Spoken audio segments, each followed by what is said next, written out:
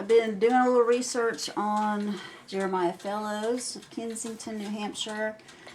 The first site I came to was this Delaney Antique Clocks, and he says Jeremiah Fellows was a clockmaker, gunsmith, farmer, deacon, and tavern keeper. I think the deacon was another relative, not Jeremiah. He was born 1749, died 1837. His father was Jeremiah Fellows, a blacksmith, and he was the oldest of 7 children. He's said to have been at work in Kensington as early as 1770 through 1825. And his son took over his blacksmith shop in 1825. In 1778, he purchased land from the Puritans and enlarged the workshop. The Puritans were also a clockmaking family, and the clock styles are very similar between the two. They must have been friends, and from what I could find, Jonathan Purinton was a clockmaker about 17 years older than Jeremiah Fellows, so possibly he learned the trade from him. And Jonathan Purinton's dad, I believe his name was Isaac, was also a clockmaker. So I think they gave him the influence and the teaching to be able to build cases. Anyway, the clock styles, when I've looked at the 2 clocks that are available, there's not very many. There's only a couple of the Purinton clocks, and I've seen pictures of 1, 2, 3, 4 different ones from Jeremiah Fellows. It's very similar construction. It's thought that he made some of his own cases, which he sold at a discount compared to those he purchased from the local joiner Ebenezer Clifford. So Ebenezer Clifford made cases for a lot of his clocks, but he also made some of his own cases. The Clifford case clock sold for $25 more than his own, and we know this because in the New Hampshire library there's actually one of Jeremiah Fellows' books where he kept ledgers of all of his sales and things, so that was pretty cool. Several clocks are known by him, some of which are numbered. To date, the highest number known to us is number 22. This one is numbered number 11. It's in the New Hampshire Historical Collection. Let's see. No, it says, this one's not number 11. There is a tall case clock numbered number 11 in the New Hampshire Historical Collection. And then they think that one was made in 1784 based on a clock that is dialed number 10 and the date 1784. This one they're guessing is made in the 1700s. It's got a flat top. It's got his name along the top, Jeremiah Fellows, Kensington. No date on the dial anywhere, just the star up here at the top where he puts his name on most of his clocks. He put it on this arch on the top. And he also put the star design on the second hand right there. But other than that, the face is pretty much the same. There's some cutouts on the side here that are not present on my clock. And it's the same kind of walnut case. They call it butternut because it's got this yellowish color to it.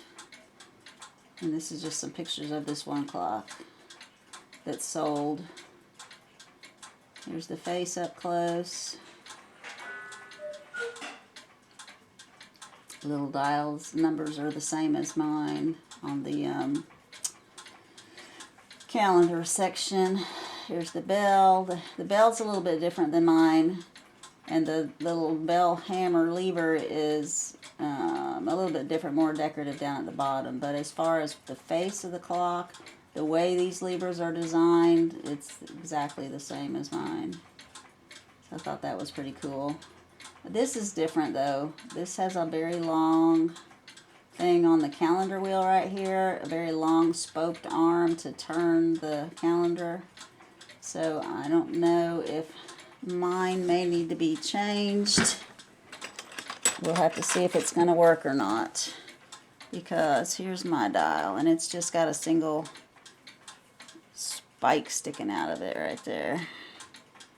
And that one's got a spike with a little tab going down. So, and there is a little cut off place right there, a little rivet that's in front of the current post. So possibly the other lever broke off, or maybe it was too close to the center wheel and was interfering. I don't know, the count wheel. But it's interesting because it's got some scored lines on there, and I can't see that they really do much. Somebody marked this movement at some time to line things up, like on the 12 o'clock position on this. But there's a screw in here, like it can't go anywhere else, you know? So anyway, that's just things I've noticed while I was cleaning it. And so that's one clock by him with the flat top. Same kind of pillar posts. It looks like the calendar ring is a lot bigger than mine. My calendar ring is smaller than that. But these same little tabs on the sides hold it. So that was cool. This is the one that's numbered number 11 with no date. And it's got the little gold pieces on the top. And it's got an arched door where my door is square. And here's the dial face of that one. And then there's some better pictures of it on Facebook, people that have been there to see it. That's the case in a better light. And here's the face in a little bit better light. And then this is the face of number 10. It says J. Fellows Kensington, number 10, 1784. Where this one says J. Fellows Kensington, number 11. Mine says J-E-R-E and a colon. When I checked the census records, that's how they wrote his name down also, J-E-R-E and a colon. So I guess that was how they abbreviated Jeremy back then. But mine has more of his name, so I feel like it might be a little bit older than these. I'm not sure. The little squiggles around this one on number 11 is the same as mine. He did a little squiggly design around it, but he also put some little squiggles across on mine. I'll show it to you again. This one is a Jonathan Purinton. Sometimes it's Purington, P-U-R-I-N-G-T-O-N, but most of the time it's P-U-R-I-N-T-O-N, no G on there. And this is the dial on his clocks, and you can see it's basically the same. His name, Kensington, and then number 11 is at the bottom. Other than that, the dials look the same little rough design in the center, the same cutout for the calendar. The seconds wheel that I mentioned earlier had different count markings than most. They're marked the same. I read this book called the History of Kensington to try to date, see if Jeremiah's father made clocks, to see if that was where he got it from. And I got a lot of really good history out of it. I bookmarked a bunch of pages, and this page talks about when people moved into it, like the whole origination of the town of Kensington, when it became a town, and when it got its own church and all this stuff. And Fellows is right here. There's an Isaac Fellows. That would have been, I thought, would be Jeremiah's dad maybe, but no, they say his dad was Jeremiah also. There was a Jonathan Fellows also that I believe was his dad's brother. And then there's one Purington Elisha. Okay, so it wasn't Isaac. This was the Isaac that I was getting confused with. Isaac Fellows was married and moved there in 1721. And what was interesting was the Kensington didn't have any houses or anybody living there at the time. It was, we were still an English colony, and the land was divided up in 7.5-acre plots, and families would buy plots for like their older boys that they knew were going to be getting married and needing a place. And then sometimes the young men bought them themselves. But so they estimating when people moved into the area by when they got married. and then would go clear the land and build the house within a couple of years from there. And so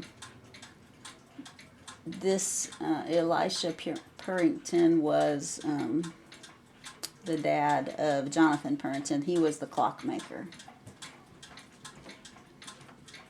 So that is part of what I found out. Hang on. When I went back and had looked at this Facebook post of the picture of the number 11 clock, this historical society of Kensington had taken the fourth graders to the New Hampshire History Museum, and where'd it go? There it is. And so it's talking about this, and it says, this particular clock belonged to the Hurd family, whose members are descendants of Benjamin Fellows, Jeremiah's brother. And then it said, and I didn't notice this first time I read it, it said, if you want to see a Fellows clock up close and personal, there is a similar clock on the second floor landing at the Kensington Social Library. And I searched the internet. I could not find any pictures of this clock. There were pictures of the outside of the library, but not pictures of the inside of the library that showed that clock. So I emailed the Kensington Library this morning, and within a couple of hours, the lady sent me pictures of the clock on the second floor landing. So there it is. That is a different Jeremiah Fellows clock. Here's the face. So it has the white painted face that they started doing around 1770s.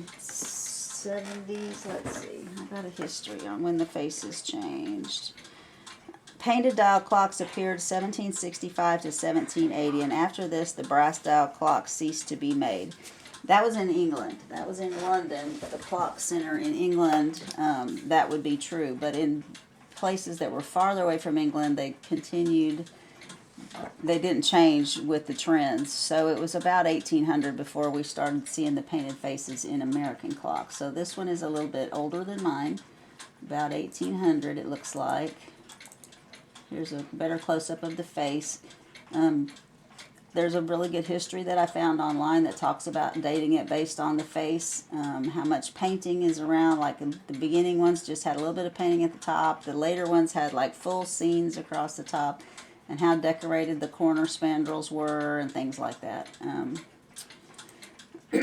then she sent me this picture of the inside of the door. It says oiled September 2nd, 1839 by S.B. Combs. And then down here it's got another man's name. I can't tell what the first letter is. An L maybe? L.W. Bagley. 4/8 of 56, probably 1856, that he serviced the clock also. But yeah, I thought that was really cool. I got to see one more of Jeremiah Fellows' clocks. So we did go to a wood shop today. I got some gloves, so I'm all set to work on my clock. They got little bumpies on them, so I'll have some texture, and that's good. And this Delaney clock site that I first was reading from described the clock in great detail and the movement in great detail, and it said that the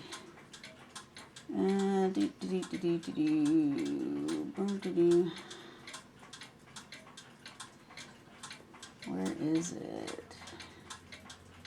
Bear with me for just a moment.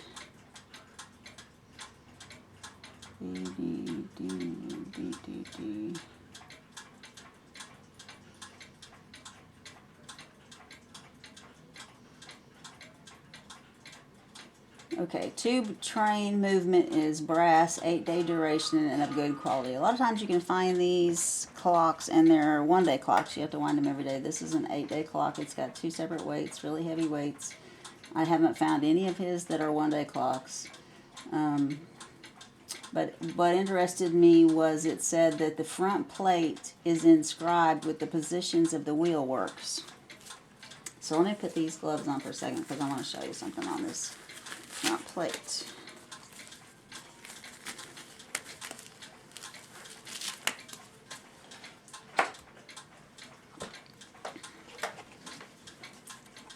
I worked and worked on this plate because it was horribly scratched from someone polishing it with a Dremel or something. It had tons of deep scratch marks going up and down, some sideways across the top and bottom, and then a bunch all up and down. So I polished and polished and polished to try to get it smoother. I can't get them all out. I would have to remove so much brass that it would not be beneficial. But that reading that article made me look at this clock, and there are circles inscribed on this clock. So they drew the circles on here and then went in the center to make the pivot holes. I thought that was really cool. I hope you can see those.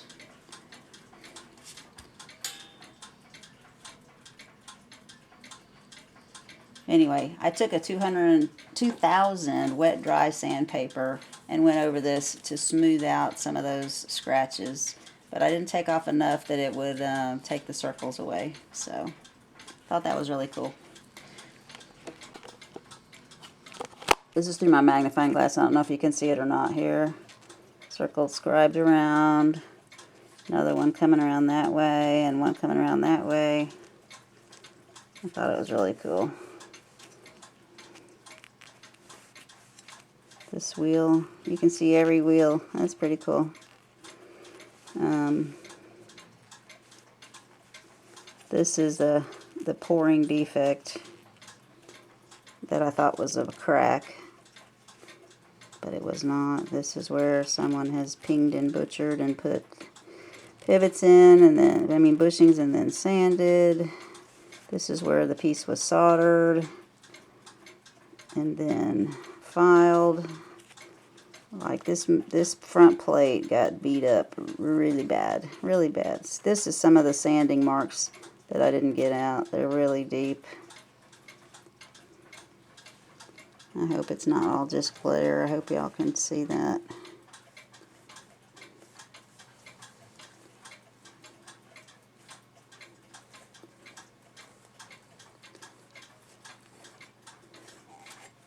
So the last step that I'm doing to get these plates ready, what I did was, after the 2000 grit sandpaper, I went over the whole thing with my Mother's Mag and aluminum polish.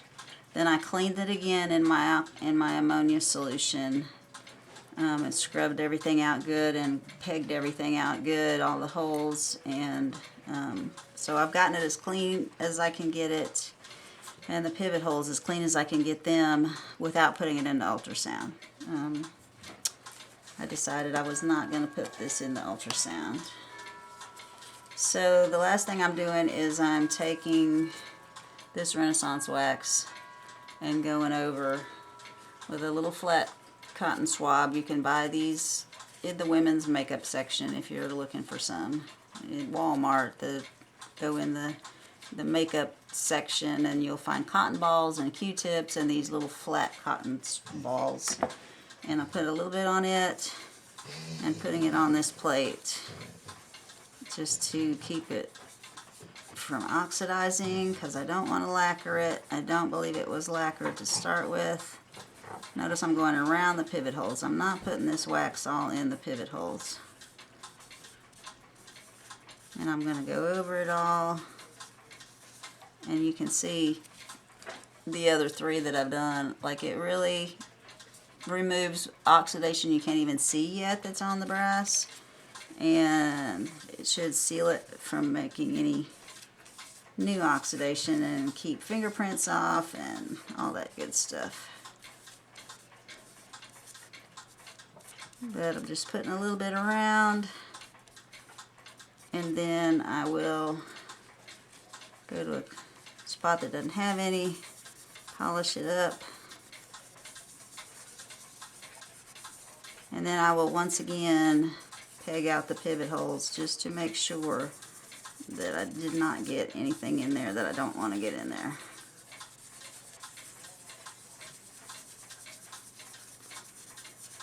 Like, I'm trying to do a museum quality restoration on this piece.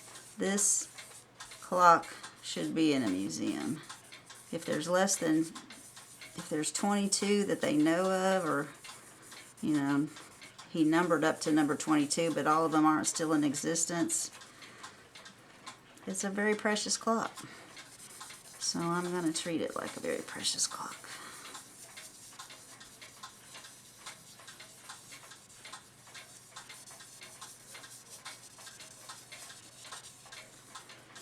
Alright, and there we go.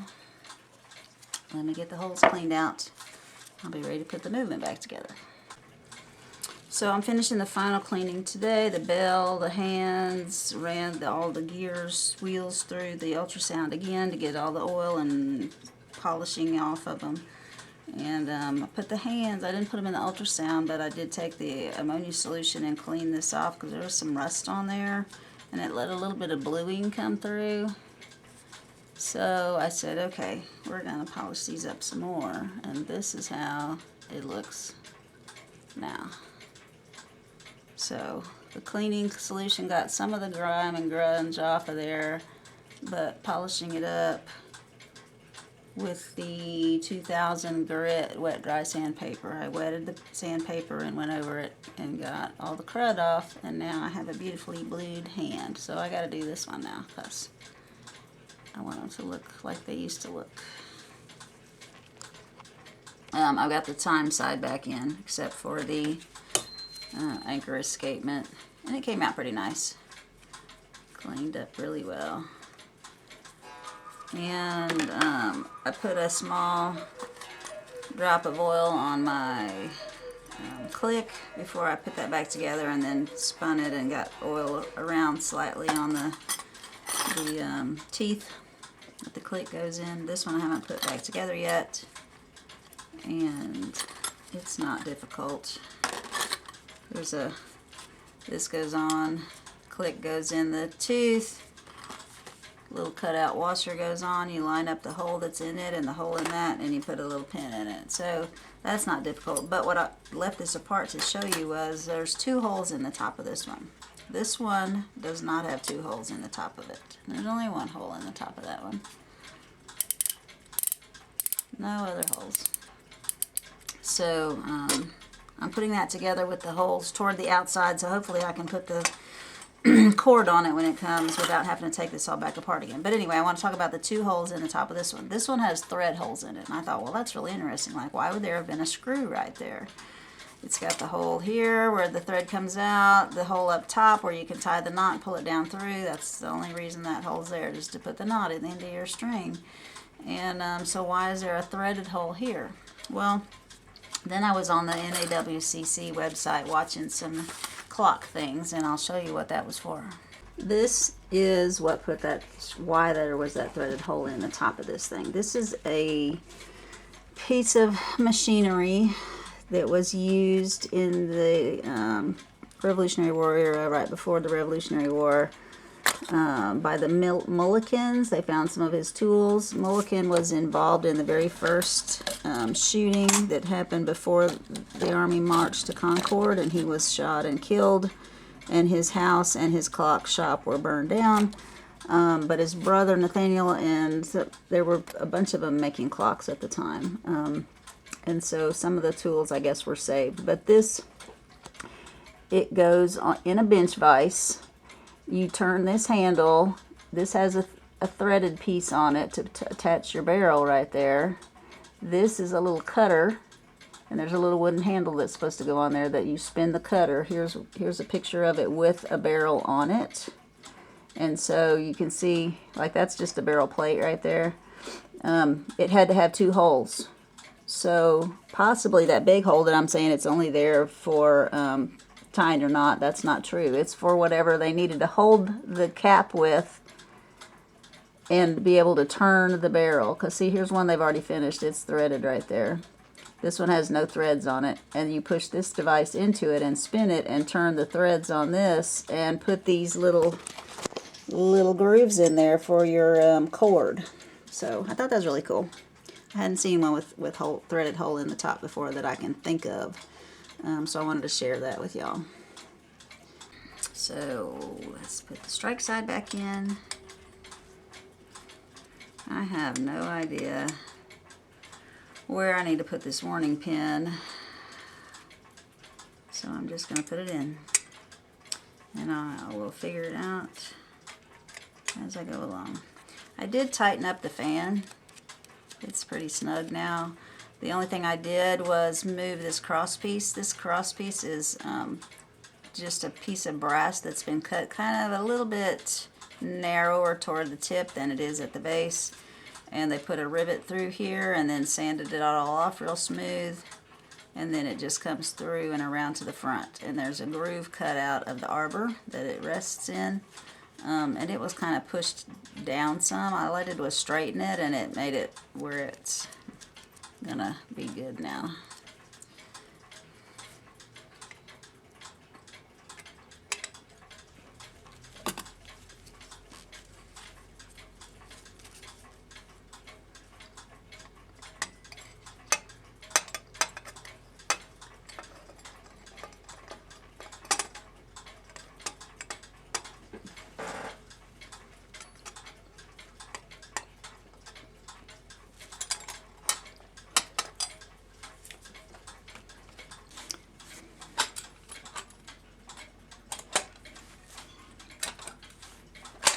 It's not super hard to get back together. It lines up pretty easily. That one's good. That one's good. That side's good. Just my last two wheels right here. Straighten up my warning pin wheel and my fan, and it should snap on.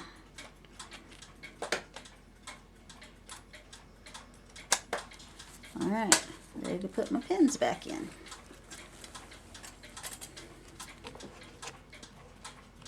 I did put my pins back in the plates, and then I realized I didn't put my gong hammer in, so I opened it back up and did that.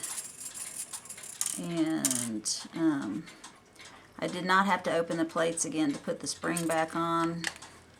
I was able to reach the screw right there. I did put it on wrong at first. I had it on the outside of this, and it held the gong out that way, so I had to take it back off and slip it on the inside of the gong there, so that it puts pressure towards making it want to hit. And then this piece, this little J-hook piece that it hits on, I got it back on. It screws on from the back. So I think I'm ready to put my parts back on the front.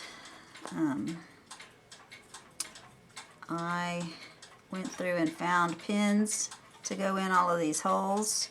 I looked at the other movements of his, and they did not have wire in them, except possibly the one for the calendar wheel, because it can't interfere at any time with the this guy coming down. Nope, wrong one. Can't interfere with this guy coming down and hitting on my snail. So I'm going to probably put a wire in just the center one, and the rest of them I'm going to put pins in. I would suggest you somehow keep track of where your screws came from. I had a hard time figuring out which ones went in which holes afterwards, because some of these things, like this J-hook, it's not threaded on the plate, it's only threaded inside the J-hook, and so I was like, I've got an extra screw, I don't know where to put it, and so I had to go back and watch my videos to see how this J-hook wrapped around there, because I was trying to put it up in the air and couldn't get it to attach. And so it goes through the plate. There's not screw threads, or there might be some screw threads, but they don't interact with the screw. It goes through, and the screw threads are inside that J-hook to hold that on. And I may have to adjust it some so that it lets it hit the gong, but we'll deal with that when we get to that. So, where to start? Alright, so we're going to start in the middle. I've got this little washer. I've put a tiny bit of oil on this surface because it's got to spin around real easy. And then my cannon pinion, I like to put a little oil inside of it, and I rub it around real good with the tip of the oiler or a toothpick, and just put a little tiny thin layer inside, so that when I put it on here and rub it all around and get it lubricating this shaft real well, I can do that, and everything is sailing along like it's supposed to. So next will be the 3 parts that go on together, or this guy. This guy is next.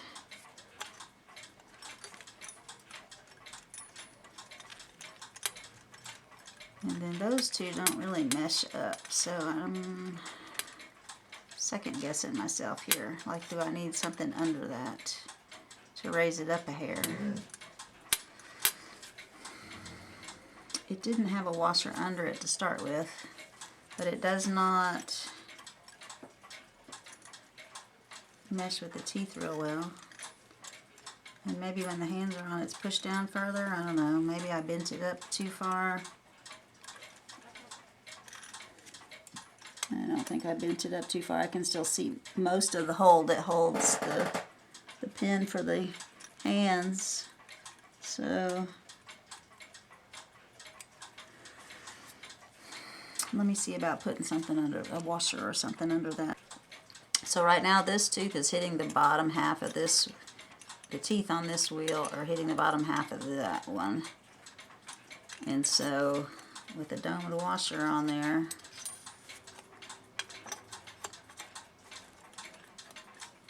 they're flush. So I think that would be better. The whole tooth is contacting the entire tooth surface. That should make it wear less. It's not sticking up higher than the other one. It's not sunk down under it anymore. They're flush, so I like that better. Well, let me get all my washers out of the way. Just dump the whole bag out to find the right one. So these are the 3 that have to go on kind of all at the same time, just like I took them off, because this has to be able to be underneath here, but over that. Let's see, this has to go under that, and this has to go on top of that. So, put this on this post, put the spring on it, this goes on this post, that goes on the center post.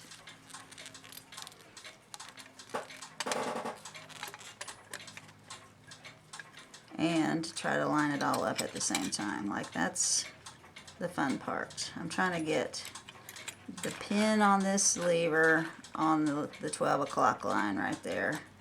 And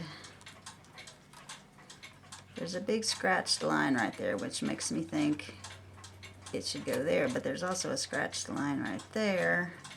There's one there, there, and there, where someone has set it up before and said, oh, this is the right spot. So I don't know which one's the right spot. I got this wire in my way. Alright, that's got some pressure on it now. That's not quite down all the way yet. I gotta get this into... Nope, I missed. Let's try again.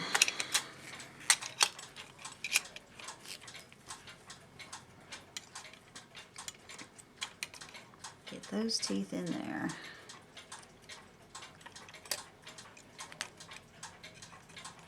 Right about there.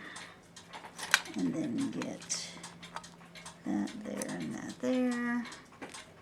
So see, now I'm on top of the 12. I don't like that. That should fall into the 12. And this needs to be up about right there. We'll try this spot. Let's get the spring out of there.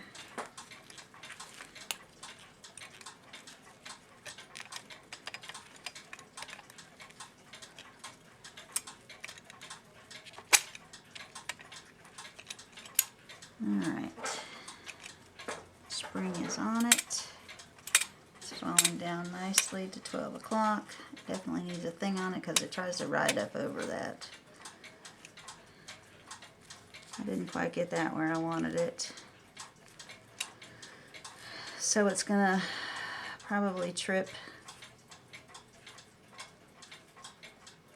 I think it turns, let's see, if this is turning this way, it's going to be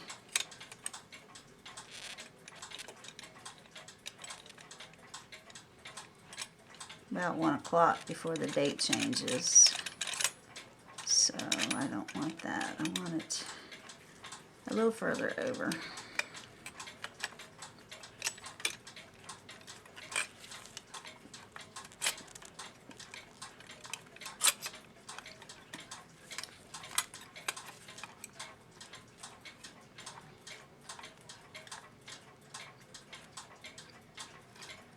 I'm going to try that one.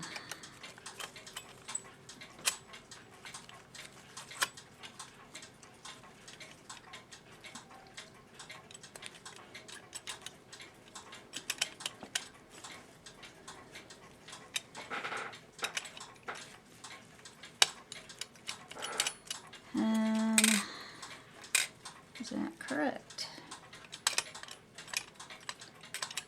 I don't feel like it's down all the way. I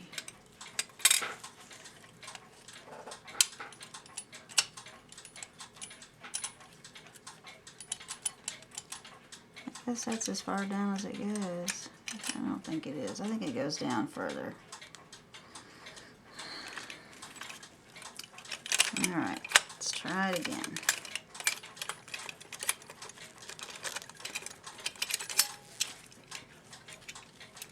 It would be nice to not have that in my way. Let's take it out of there.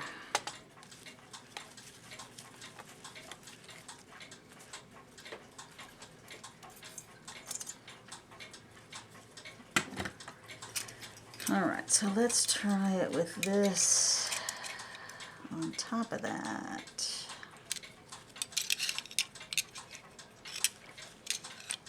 Line that up to that. Put that on top of that. No, it can't go on top. It's got to go under it, I think. Let's see how far. See, yeah, it sets down a whole lot further than mine was wanting to.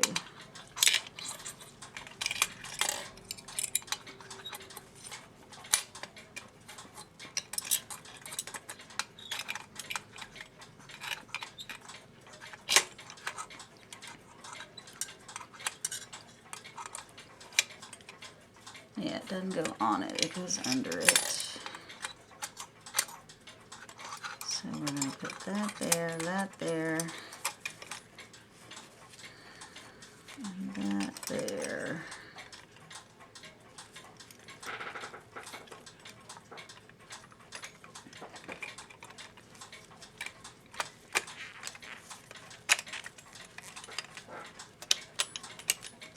Alright, that seems to be down.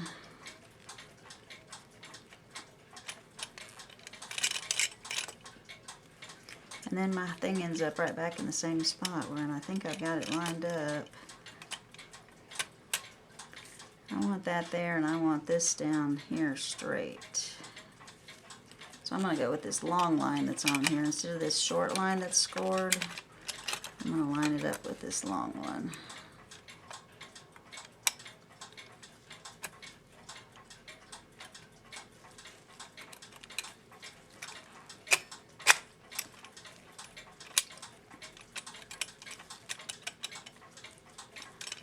Alright, now let's see where we are. It's even further over.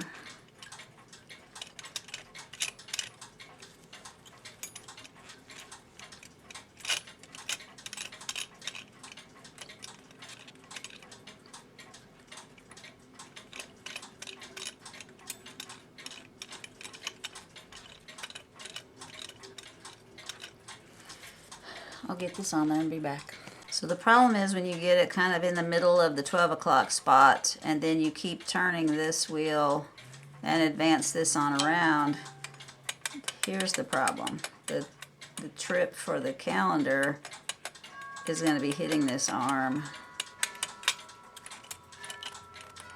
So I'm going to have to adjust it a little bit more. Because here's 12 o'clock, and this is a problem. I'm at 12 o'clock, and my pin's up here, and it should be down there. So if I take this off and spin it halfway,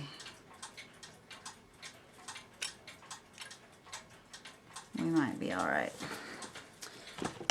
I did spin it around, and then I went all the way around again, and I was right back where I was, and then I realized, oh yeah, at 12 o'clock noon, this pin is not supposed to trip the calendar wheel, so it should be up here. And then as this goes around again, it'll come down to the bottom. So the only way to know if it's going to pass is to put my other parts on here. I don't know if I can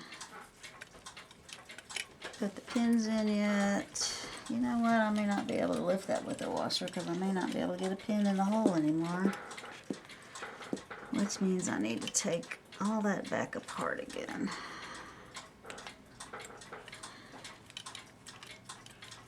Yeah, let's see. Let's see what it does. So this is going around. Oh, I've got to put this piece on to hold this out of the way.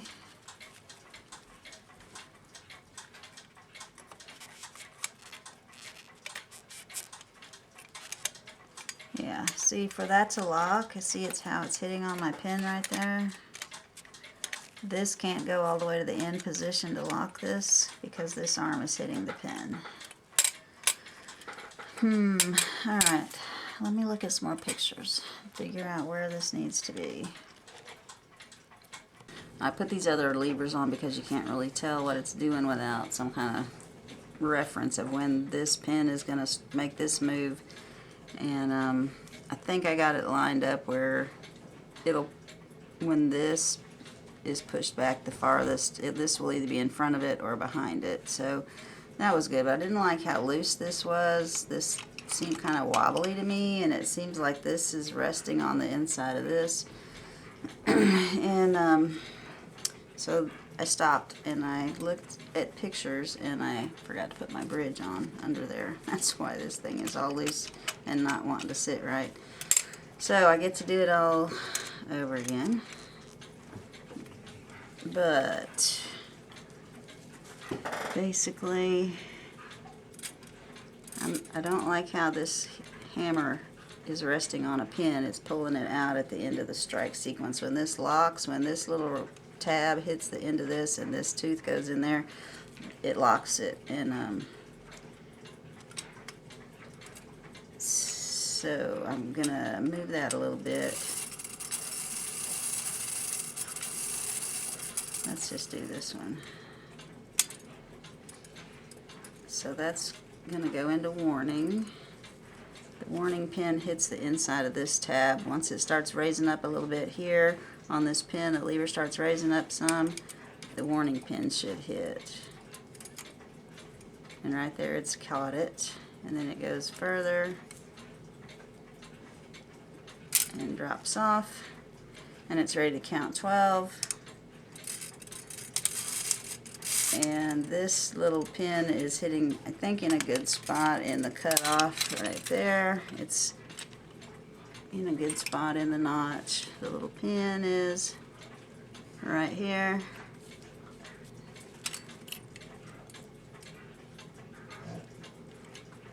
I don't know if you can see that or not because I can't see what my camera can see right now, but anyway.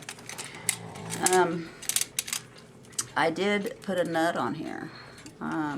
This little piece was the piece that came off, fell off when I turned the clock upside down, if you'll remember, and was taking the faceplate off. This lever piece came off of that post, and this post, like I said when I was taking it apart, is threaded and then squared up, so the square parts don't have threads, but the corners have threads. And so I found a nut that would fit it. I was going to put a washer and a nut. A number 440 fits on there, but also a hand nut fits on there. So I put a washer under it and a hand nut so that that piece won't come off and get lost at some point in the future, because then the clock would be useless unless somebody creates a new one. But yeah, so I got to take this back apart and put this bridge on. I had to take these off again because I did not have the pin in the right spot to activate this. It was going off about 5 minutes till. So where you put this wheel when you put the bracket on is important.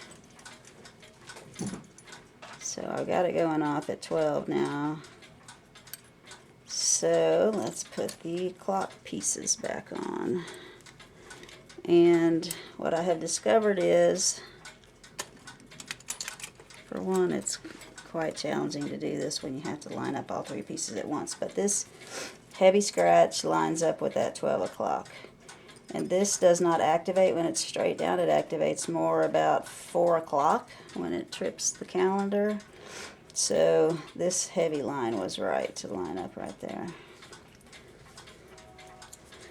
And then I'll get the face on it and I'll show you the calendar part going around.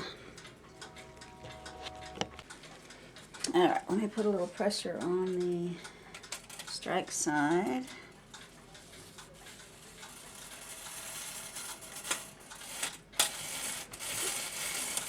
One, 2, 3, 4. I'm going around. I'm watching the tab on the calendar wheel. It's not engaging yet. Let me zip on around to about 10 o'clock. Alright, so I'm at about 10:30 and I can see that the 4 is starting to move as I turn the hand. The pin is just starting to engage. The 4 moved over a little bit more.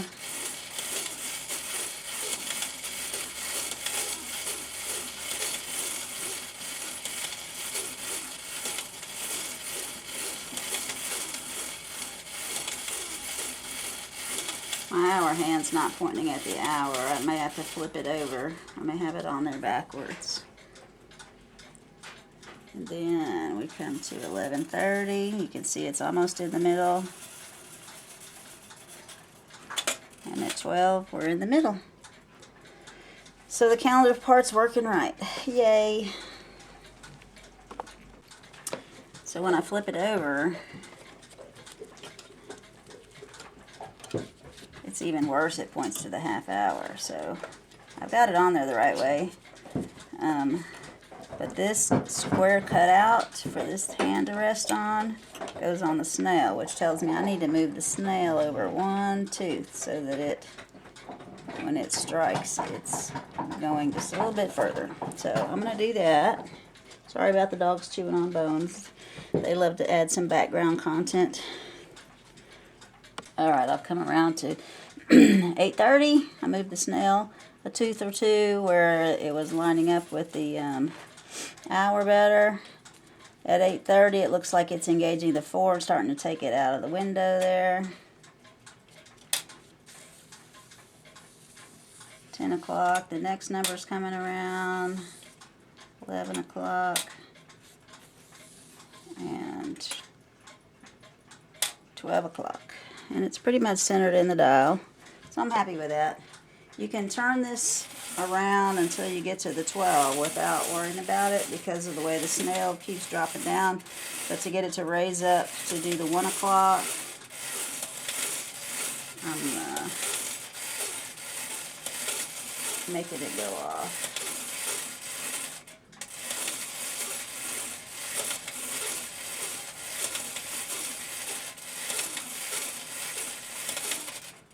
Alright, so 1 a.m. It's going off a few seconds after. It would be straight up if the hand hadn't been bent over to the side at some point from somebody not quite getting it lined up right. And then they just adjusted the hand instead of taking the face back off and adjusted the intermediate wheel. But this is going to finish up this part. I'm going to post this part and let y'all see the movement and all that good stuff, and I'll work on the case next. I'm still waiting for my cord to come so that I can hang the weights on this and test it. And so it's time to work on the case next. I got some really good walnut pieces to patch in where that's missing, and so I'm excited about doing a little carving. I've got some good carving tools, and we'll go on to the next part. Thanks for watching this part.